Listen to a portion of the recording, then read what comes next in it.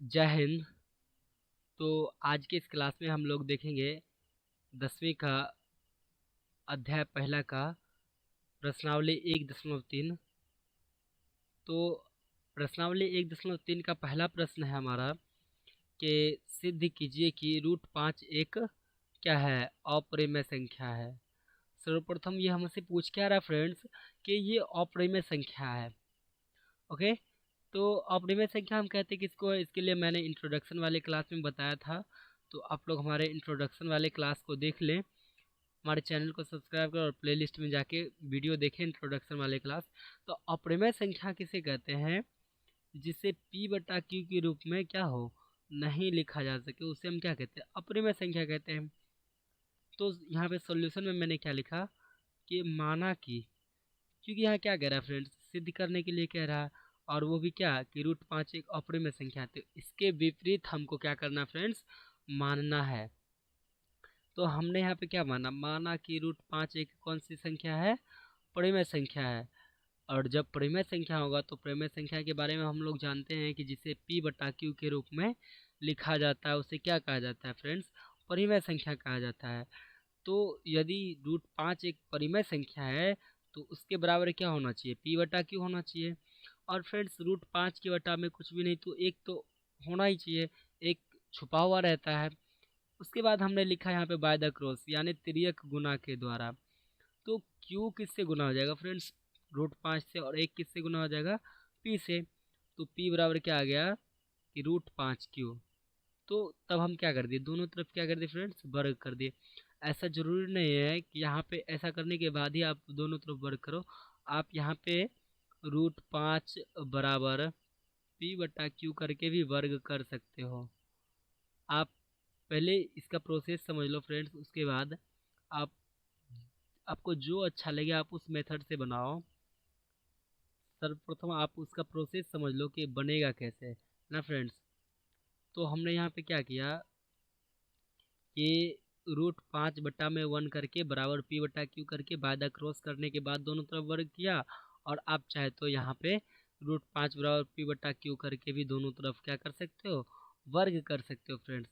सबसे पहले यहाँ पे आपको प्रोसेस आना चाहिए, और साथ ही साथ आप लोग स्क्रीनशॉट लेते चलें ताकि आपको नोट्स बनाने में काफ़ी हेल्पफुल हो। ओके फ्रेंड्स, आगे बढ़ते हैं।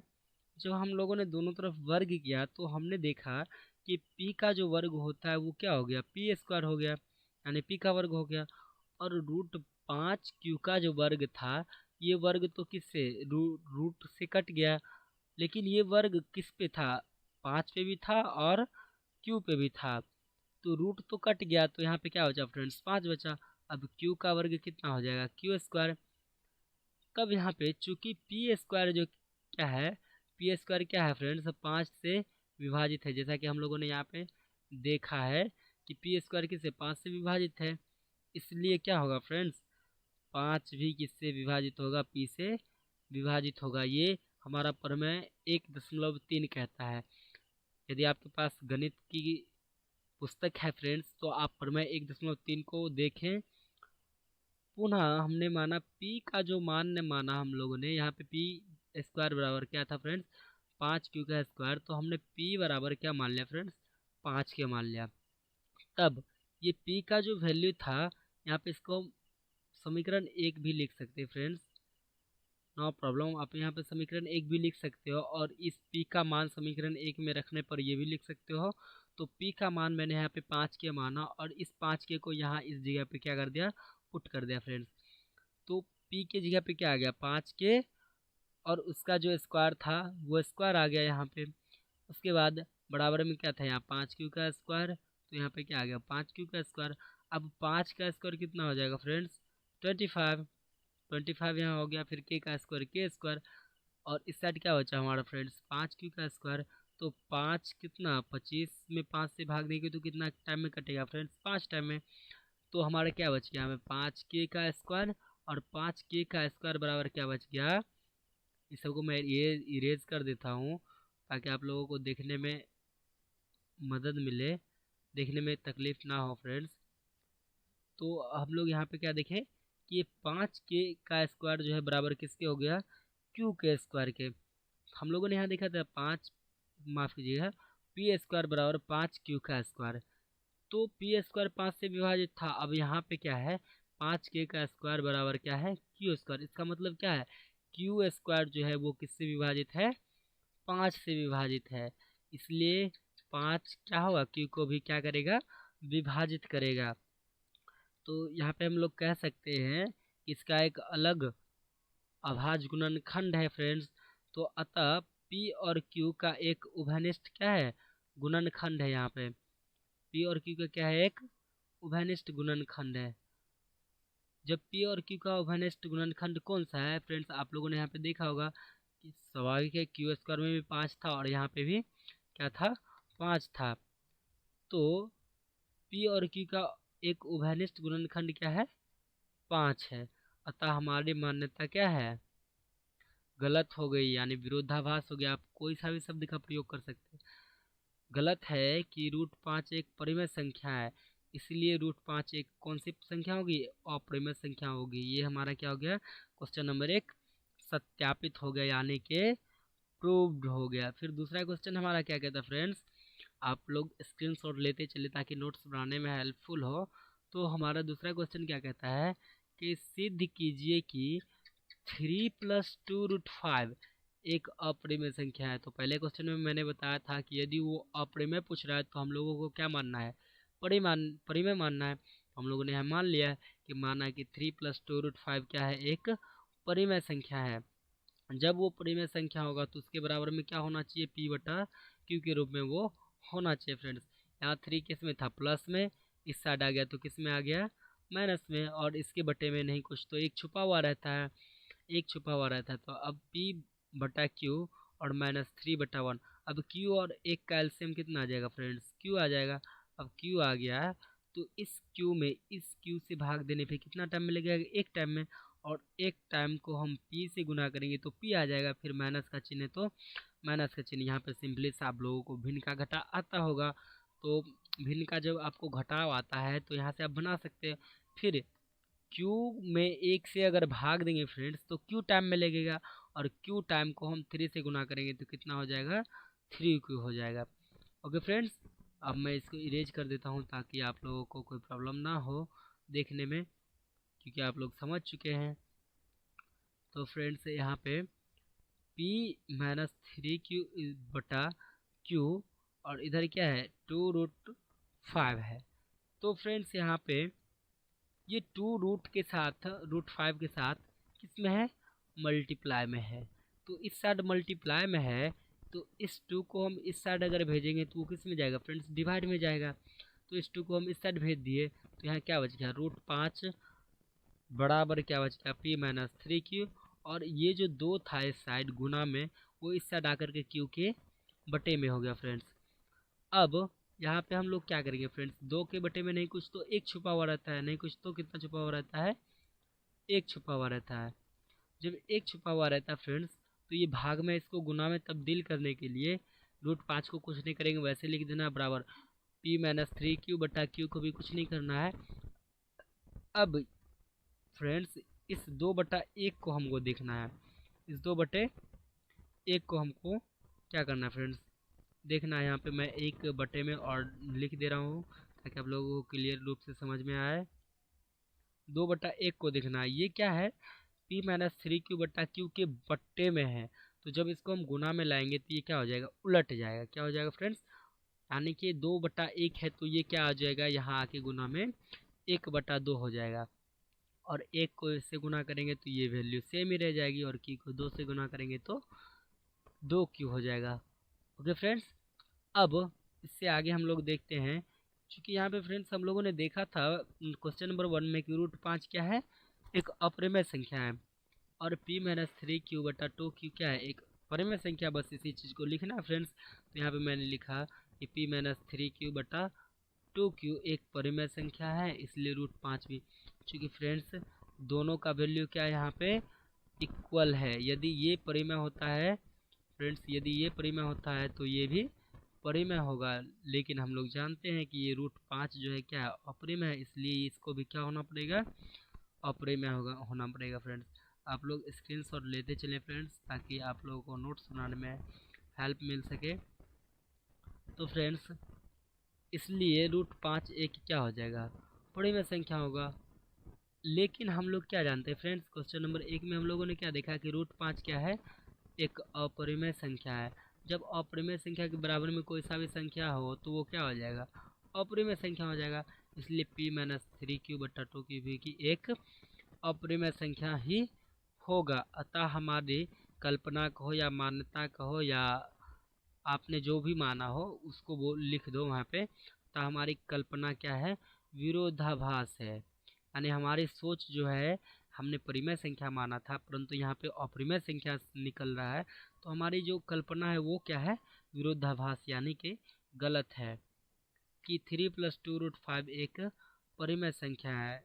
अतः 3+2√5 क्या होगा, एक अपरिमेय संख्या ही होगा। ये हमारा हो गया क्वेश्चन नंबर 2 फ्रेंड्स, प्रूव्ड हो गया। यहाँ पे मैं इसको इरेज कर देता हूँ, आप लोग स्क्रीनशॉट ले लो ताकि आप लोगों को कोई प्रॉब्लम ना हो। ओके फ्रेंड्स, तो अब हम लोग चलते हैं क्वेश्चन नंबर 3 पे।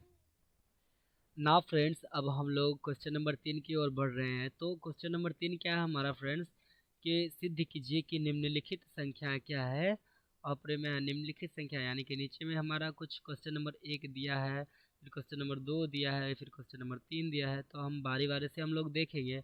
तो क्वेश्चन नंबर 1 क्या है फ्रेंड्स, हमारा a1/√2 है। तो यहाँ पे सॉल्व या सॉल्यूशन आप लिख सकते हो या हल भी लिख सकते हो हिंदी में। तो हमने बताया था फ्रेंड्स कि जब भी अपरिमेय पूछे आप उसका विपरीत मानो फ्रेंड्स। और मैं एक बात बता दूं कि इस चैप्टर से एक क्वेश्चन 100% पूछा जाता है बिहार बोर्ड में। तो आप इस चैप्टर को मिस ना करें, इस चैप्टर को बार बार बनाएं और इस टाइप के कोई भी क्वेश्चन को आप सॉल्व कर सकते हो। बस एक बार आपने समझ लिया कि इसको बनाने का प्रोसेस क्या है फ्रेंड्स। तो फिर मैंने यहाँ पे क्या माना कि माना कि 1/√2 एक क्या है, परिमेय संख्या है। जब परिमेय संख्या होगा फ्रेंड्स तो उसके इक्वल में क्या आना चाहिए, p/q होना चाहिए, क्योंकि परिमेय संख्या किसके बराबर होता है, किसके रूप में लिखा जाता है परिमेय संख्या, p/q के रूप में। तो जब ये परिमेय संख्या है तो इसके बराबर में क्या लिख देंगे, p/q। अब यहाँ पे क्या कर देंगे फ्रेंड्स, बाय द क्रॉस। हमने यहाँ पे नहीं लिखा बाय द क्रॉस, आप लोग चाहो तो लिख सकते हो, नहीं भी लिखोगे तो कोई इतना फर्क नहीं पड़ता फ्रेंड्स। तो q 1 से गुना होने के बाद क्या हो गया, q हो गया, और √2p से गुना होने के बाद क्या हो गया, √2 हो गया, माफ़ कीजिएगा √2p हो गया फ्रेंड्स। तो दोनों तरफ हम लोग क्या कर दिए कि वर्ग कर दिए। दोनों तरफ जब वर्ग किए हम लोग, दोनों तरफ आप यहाँ पे आप जो है फ्रेंड्स आप यहाँ पे भी वर्ग कर सकते हो, नो प्रॉब्लम। आपको जो अच्छा लगे आप वैसे बनाओ, बस एक बार प्रोसेस समझ जाओ कि क्वेश्चन बनेगा कैसे। तो मैंने यहाँ पे वर्ग किया फ्रेंड्स, तो q का वर्ग हो गया, फिर बराबर में √2p का वर्ग हो गया। तो क्या आ गया फ्रेंड्स, q का स्क्वायर बराबर, ये तो वर्ग स्क्वायर से क्या हो गया, कट गया, परंतु यहाँ पे p पर भी स्क्वायर है तो क्या हो जाएगा, 2p का स्क्वायर। क्या हो जाएगा फ्रेंड्स, 2p का स्क्वायर। इसको मैंने मान लिया समीकरण क्या मान लिया, एक मान लिया फ्रेंड्स। तो समीकरण एक मान लिया। तो अब हम लोगों ने यहाँ पे लिख दिया चूंकि ये जो 3 बिंदी का साइन होता है फ्रेंड्स, ऐसे ये अगर 2 बिंदी ऊपर एक नीचे रहे तो इसको चूंकि बोला जाता है फ्रेंड्स। और वहीं पे यदि 2 बिंदी नीचे और एक बिंदी ऊपर रहता है तो इसको इसलिए बोला जाता है फ्रेंड्स। तो हमने यहाँ पे लिखा चूंकि क्यू स्क्वायर किससे विभाजित है, 2 से विभाजित है, इसलिए क्यू भी क्या होगा, 2 से विभाजित होगा। और ये परिमेय 1.3 कहता है। आपके पास यदि बुक है तो आप खोल के देख सकते हैं फ्रेंड। तब जाके क्या हो जाएगा, क्यू बराबर हम लोगों ने क्या कर लिया, 2m माना। आप कुछ भी ABCD कुछ भी मान सकते हो, मैंने 2m माना, आप 2p, आप जो है 2q, 2r, 2t, 2s कुछ भी मान सकते हो। तो q का मान क्या कर दिया फ्रेंड्स, समीकरण 1 में पुट कर दिए। तो q के बराबर में क्या आ जाएगा फ्रेंड्स, 2m है तो यहाँ पे q के स्थान पे 2m का स्क्वायर आ जाएगा बराबर 2p का स्क्वायर। अब 2 का स्क्वायर कितना हो जाएगा, बेसिकली 4 होगा, और m का स्क्वायर m स्क्वायर हो जाएगा। तो 4m स्क्वायर बराबर क्या हो गया, 2p स्क्वायर। इस टाइप से हो गया फ्रेंड्स। तो ना फ्रेंड्स हम इरेज कर देते हैं ताकि आप लोगों को देखने में परेशानी ना हो। तो यहाँ पे 2 जो है फ्रेंड्स, ये इस 4 को डिवाइड कर दिया 2 टाइम में। तो अब 2m² बराबर क्या हो जाएगा p² है ना फ्रेंड्स। तो फ्रेंड्स हमने 2m² बराबर p² यहाँ पे आ गया। तो चूंकि p² क्या फ्रेंड्स 2 से विभाजित है, हम लोगों ने वहाँ पे देखा था फ्रेंड्स, जब हम लोगों ने देखा था यहाँ पे कि q² 2 से विभाजित है, इसलिए क्या हो जाएगा p भी q, माफ कीजिएगा, q भी 2 से विभाजित होगा। अब यहाँ पे क्या देख रहे हैं कि q² 2 से क्या है विभाजित है, इसलिए p भी क्या हो जाएगा 2 से विभाजित हो जाएगा। कहाँ से परमय 1.3 से। तो यहाँ पे दो जो है वो p और q का क्या है एक उभयनिष्ठ गुणनखंड है, और जब जब भी उभयनिष्ठ गुणनखंड होगा फ्रेंड्स तो वो परिमेय संख्या नहीं होगा। अतः हमारी मान्यता क्या है फ्रेंड्स गलत है, यानी विरोधाभास है कि 1/√2 क्या है एक परिमेय संख्या है। अतः 1/√2 क्या हो जाएगा एक अपरिमेय संख्या ही होगा। यहाँ दैट्स इट, ये क्या हो गया प्रूव्ड हो गया। फिर हमारा ये क्वेश्चन नंबर 2 क्या कहता है कि 7√5, 3 का दूसरा क्वेश्चन है 7√5। तो यहाँ पे आप सॉल्यूशन लिख दो या हल लिख दो। तो हम लोगों ने क्या बताया फ्रेंड्स, बस मान लेना है, यदि वो अपरिमेय पूछ रहा है तो परिमेय मान लो, परिमेय पूछ रहा है तो अपरिमेय मान लो, बस उसका उल्टा मान लो। और इस चैप्टर से फ्रेंड्स 100% एक क्वेश्चन आता ही है। तो माना कि 7√5 एक क्या है परिमेय संख्या, और जब भी परिमेय संख्या होगा फ्रेंड तो उसके बराबर में क्या होगा p/q लिखा आएगा, कि परिमेय संख्या p/q के रूप में होता। और ये 7√5 के साथ किस में फ्रेंड्स गुना के रूप में, तो इस साइड आ जाएगा तो किसके रूप में चला जाएगा भाग में चला जाएगा। तो यहाँ पे भाग में आ गया। तो भाग में आने के बाद फ्रेंड्स यहाँ पे स्वाभाविक रूप से एक छुपा हुआ रहता है, जब वो भाग में है फ्रेंड्स और गुना में जाएगा तो वो उल्टा हो जाता है। जस्ट 7/1 है तो फ्रेंड्स गुना में जाने के बाद 1/7 हो जाता है। तो √5 बराबर क्या होगा फ्रेंड्स p/q गुना 1/7 हो गया। कितना हो गया 1/7 हो गया। तो एक और p क्या हो गया फ्रेंड्स 1 और p, ये जो है 1 और p गुना हो गया, और 7 और q गुना हो गया। तो √5 बराबर क्या आ गया p/7q। और हम लोग यहाँ पे क्या जानते हैं p/7q क्या है एक परिमेय संख्या है। बट नंबर 1 में देखा था कि √5 क्या है अपरिमेय संख्या। यदि इसके बराबर में अपरिमेय संख्या के बराबर में ये है तो अपरिमेय संख्या, और परिमेय संख्या के बराबर में है तो ये भी परिमेय संख्या होगा। तो यहाँ पे हम लोगों ने लिख दिया चूंकि p/7q एक क्या है परिमेय संख्या है, इसलिए √5 भी क्या होगा एक परिमेय संख्या होगा, क्योंकि ये दोनों क्या है बराबर है। लेकिन अब हम लोगों ने अगला स्टेटमेंट लिखा कि लेकिन हम जानते हैं कि √5 क्या है एक अपरिमेय संख्या है। क्वेश्चन नंबर फर्स्ट में हम लोगों ने सिद्ध किया था। इसलिए जब ये अपरिमेय संख्या है तो इसके बराबर में जो भी रहेगा वो भी क्या हो जाएगा फ्रेंड्स अपरिमेय संख्या होगा। इसलिए p/7q भी एक क्या हो जाएगा अपरिमेय संख्या होगा। अतः हमारी मान्यता जो क्या है विरोधाभास है, यानी कि गलत है कि 7√5 क्या है एक अपरिमेय संख्या। माफ कीजिएगा मैंने परिमेय संख्या माना था, तो यहाँ पे परिमेय संख्या नहीं होगा, मैंने अपरिमेय संख्या बोल दिया। फिर गलत है कि √5 क्या है एक परिमेय संख्या है। इसलिए 7√5 एक कौन सा संख्या होगा अपरिमेय संख्या ही होगा। यहाँ पे आप सिद्ध हुआ या सत्यापित या प्रूव्ड कुछ भी लिख सकते हो फ्रेंड्स, वो डिपेंड करता है आप पे।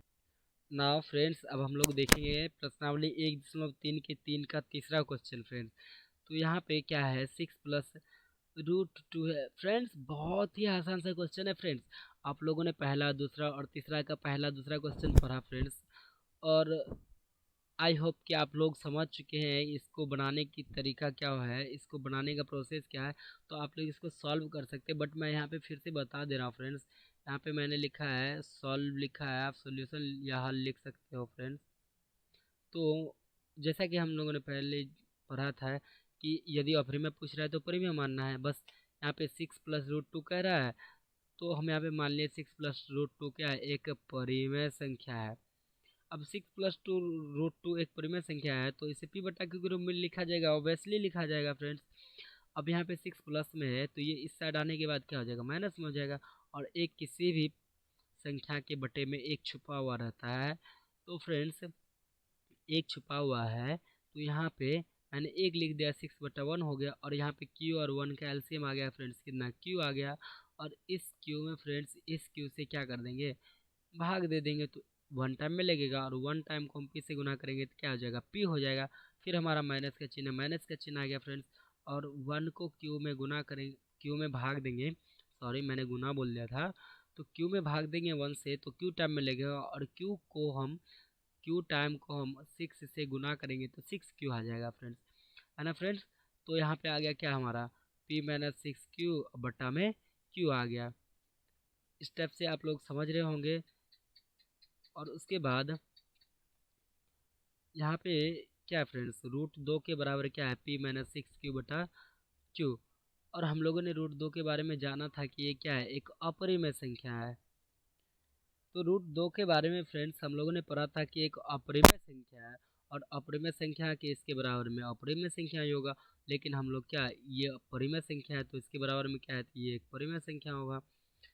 तो फ्रेंड्स हम लोगों ने यहाँ पे लिखा चूंकि p-6q/q एक क्या है, परिमेय संख्या है। इसलिए क्योंकि ये दोनों बराबर है इसलिए √2 भी क्या हो जाएगा, एक परिमेय संख्या होगा। परंतु हम यह जानते हैं क्या कि ये जो √2 है ये अपरिमेय संख्या है, इसीलिए इसके बराबर में है p-6q/q।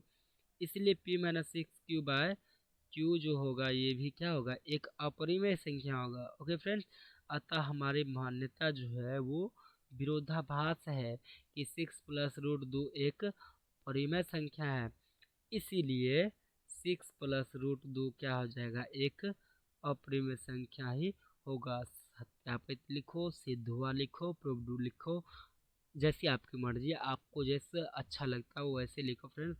बस आप क्वेश्चन बनाने का एक वे जान लो, एक प्रॉपर वे जान लो कि इस तरीके से क्वेश्चन बनेगा। आप बाकी आप जैसे भी लिख सकते हो। तो आई होप फ्रेंड्स आप लोगों को ये अच्छे से समझ में आया होगा। तो फ्रेंड्स आप लोग इस चैनल को लाइक, शेयर और सब्सक्राइब करें और काफ़ी सपोर्ट करें, जिससे मैं इस चैनल पे क्लास 10th का पूरा मैथ का एक एक क्वेश्चन इसी तरह से लेके आऊँगा। और फ्रेंड्स मैं बता दूं कि मैंने कहा था कि बायोलॉजी, फिजिक्स और केमिस्ट्री क्लास 10th का जो है वो मैं पूरे लेके आऊँगा फ्रेंड्स। बट वो अभी नहीं, मैथ के 5 चैप्टर हो जाने के बाद लेके आऊँगा। और 12th के बायोलॉजी और फिजिक्स का जो है फ्रेंड्स, मैंने बायोलॉजी का एक वीडियो अपलोड किया था जिसमें कुछ इंट्रोडक्शन था और पहला पॉइंट था। तो फ्रेंड्स आप 12th क्लास में हो या आपके कोई फ्रेंड्स या भाई लोग हैं, आप लोग ये रिकमेंड कर सकते हो फ्रेंड्स। तो आज तक के लिए फ्रेंड्स इतना ही, और कल तक के लिए इतना फ्रेंड्स, कल तक के लिए जय हिंद।